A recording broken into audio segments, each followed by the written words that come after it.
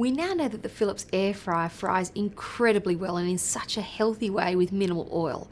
But what we also now know is that it grills beautifully, so browning off foods and finishing off foods just works so well. So with grilling things like cheesy garlic bread or these beautiful zucchini boats here, I'm going to be using another Philips accessory to do that. So I'm going to be using the grilling tray. So it's a space maximizer. What it allows you to do is have some food on the bottom, and then of course this is like a platform, so you have a second layer of food which can cook it as evenly and brown off as evenly without the cheesy bits getting stuck to one another.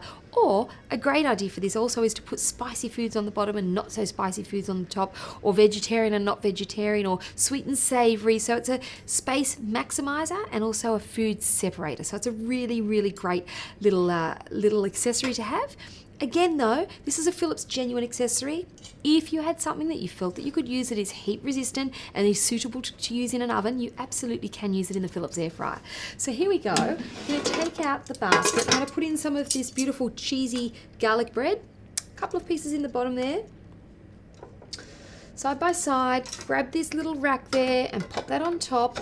So what that's effectively doing is giving me that double story or second layer to now put in some of my cheesy zucchini boats. So zucchini I've cut lengthways and I've scooped out the fleshy or the seeds and the fleshy bits, and I've just filled it with a little bit of cheese and a little bit of spice. If you wanted to, you could put some pesto and cheese and spice or whatever you want to do.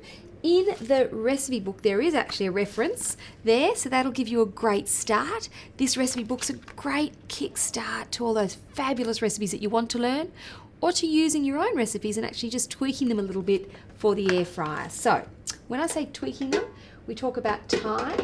You're using a lot less time in the air fryer than in a regular oven. So it's now been 5 minutes and I'm going to take the drawer out and check out the cheesy zucchini boats and the cheesy garlic bread.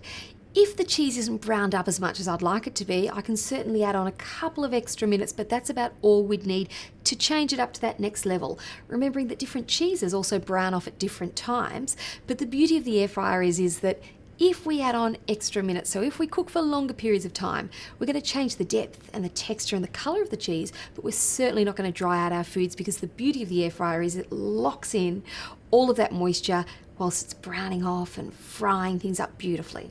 So here we go.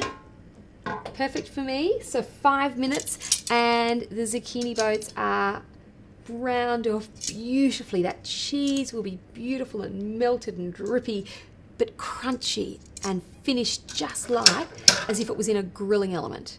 Okay, so cheesy garlic bread, and we've got that perfect finish on the bread, as though the bread has been fried up, but yet look at this beautiful stringy finish on the cheese, and of course the browning off from that grilling function perfectly in the Philips air fryer.